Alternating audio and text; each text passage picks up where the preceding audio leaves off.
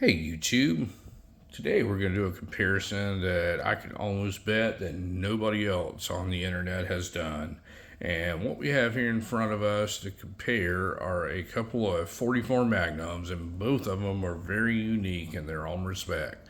So what we have here on the bottom is a Korth German-made Mongoose, distributed by Nighthawk Customs, 44 Magnum, and you don't see them very often in 44 Magnum, but this one is. And the top, we have a Smith and Wesson, a vintage, older Smith and Wesson 629, and this one's an actual unique one because it's called the Classic Hunter, and it does not have a fluted cylinder. It has a 6-inch full underlug barrel and is a pre-lock revolver. They make them in that kind of configuration now, but they didn't make very many of them in the pre-locks. So before we get started, I'm going to show you that neither one of these revolvers have anything in them, and we are clear to make this video.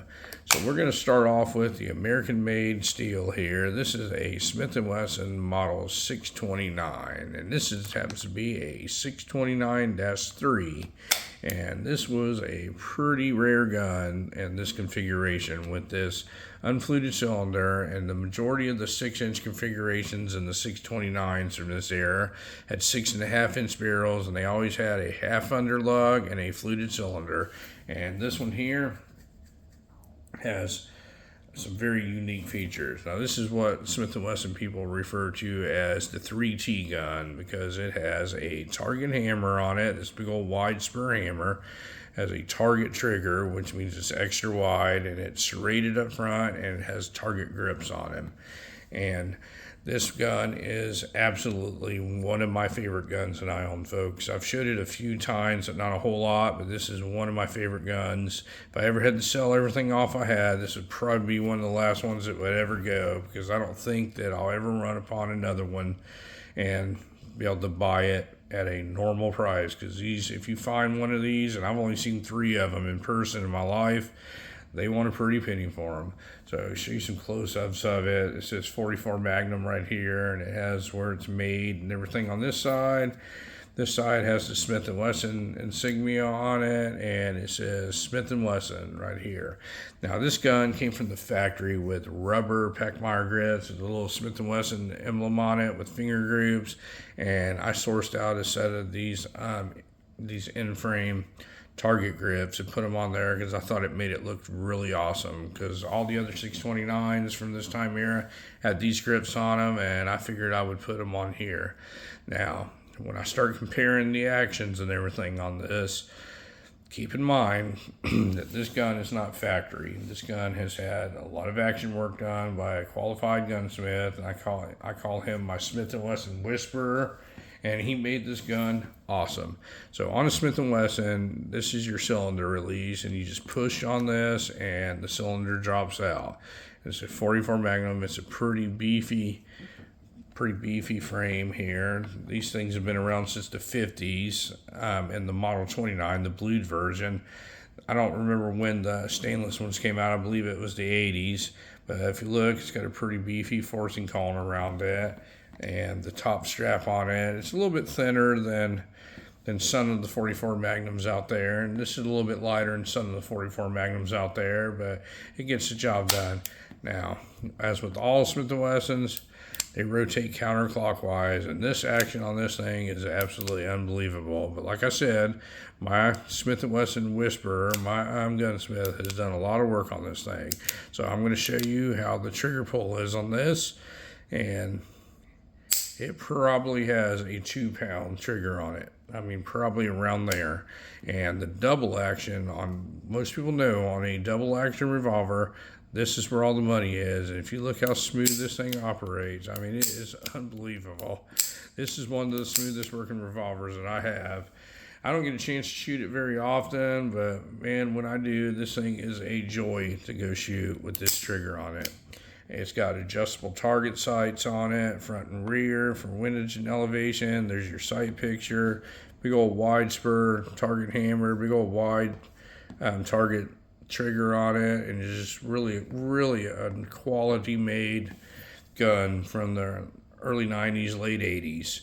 This is when Smith and Wesson was at the top of their game and they were turning out their best products. So what we're going to compare this to is this is a German-made Korth Mongoose. And what this is a company that's been in business since 1955.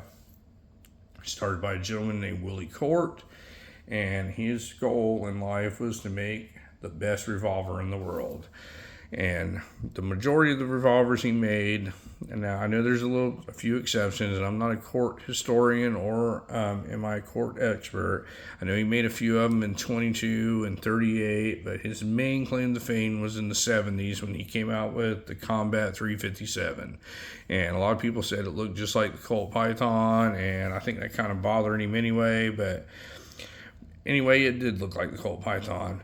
Well, Willie Korth passed away in like 1992, and the company is still going, and they are distributing their guns in the United States through Nighthawk Customs. And if you look at where it says Nighthawk Customs, that's a company that builds very high-end 1911s, and they import these things, and they offer a lifetime warranty, and they have a Korth certified gunsmith working in their factory. In case they ever had any problems or anything like that to do with Korth revolvers, he's the guy that deals with them.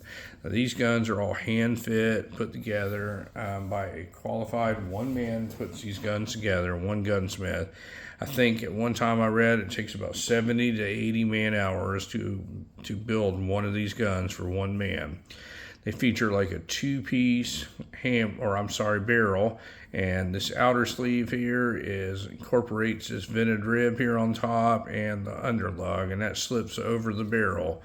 And if you look in the forcing cone here, you'll see where the barrel is inserted into the frame.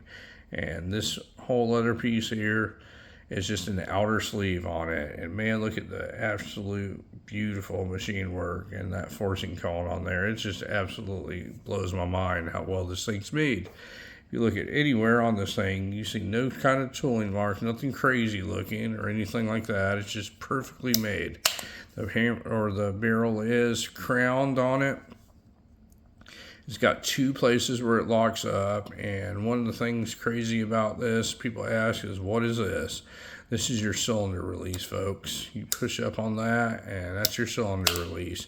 Now, Smith and Wesson people, their main claim to fame, and what they always argue when they do the whole Colt Smith and Wesson debate on which one is better, is it's more intuitive for these Smith and Wessons. You just push on this to open the cylinder, and they're somewhat right, unless it's somebody like me who's trained more with Colt revolvers than Smith & Wesson revolvers.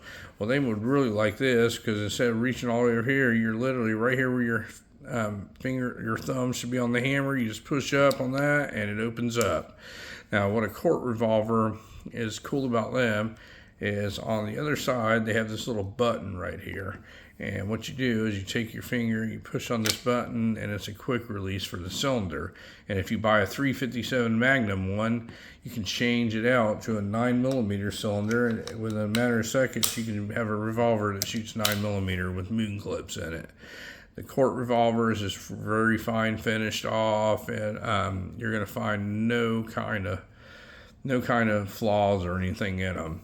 Now, with a Korth revolver, you'll notice that it does not get drag lines on the cylinder, if you look. And underneath there, this little hand piece right here, it absolutely clears the cylinder until it gets to its detent, and then it drops right in. Now, that's not true with the Smith & Wesson, and a lot of these crazy wingnut collectors that like to wear white gloves and not use your stuff, all they do is complain about whether this thing's got a drag line on it, and this one does. And I don't know if you're going to be able to see this or not. I don't think you can, but it actually drags on the cylinder until it gets to its little detent. Now, this gun, Smith & Wesson always rotates counterclockwise as a Korth does. Now, when you're comparing these guns to like a Colt or something like that, I've mentioned in another video that a Korth reminds me more of a Smith & Wesson than it does a Colt. It may look more like a Colt, but it operates more like a Smith & Wesson. And The only thing I don't like about them is how short this little hammer is. I mean, even with my big hands, it's a far stretch to get up here if you want to shoot single action. But man, it really operates smooth, and this is out of the box. And here's your trigger pull, and your double action is smooth all the way through. Now, when you buy a Smith and Wesson from the factory, one thing I can say about them is they do not have any stacking, and the double action is always smooth.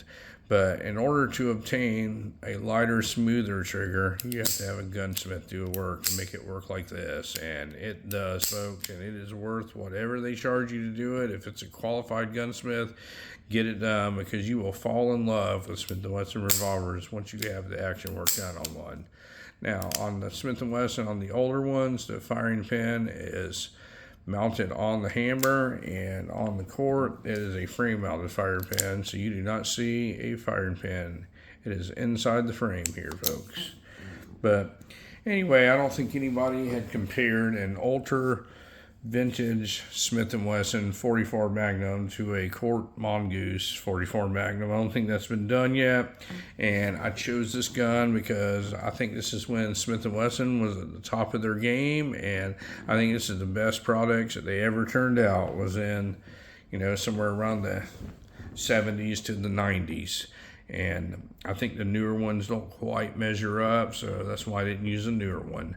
But anyway, folks, you have any questions on either one of these guns? I have a video on each one of them that goes more into detail. This is more of a side-by-side comparison, showing you an older Smith & Wesson model 629 chambered in 44 Magnum and a Korth Mongoose chambered in 44 Magnum. Thank you very much for watching my video today, and you folks have a great day.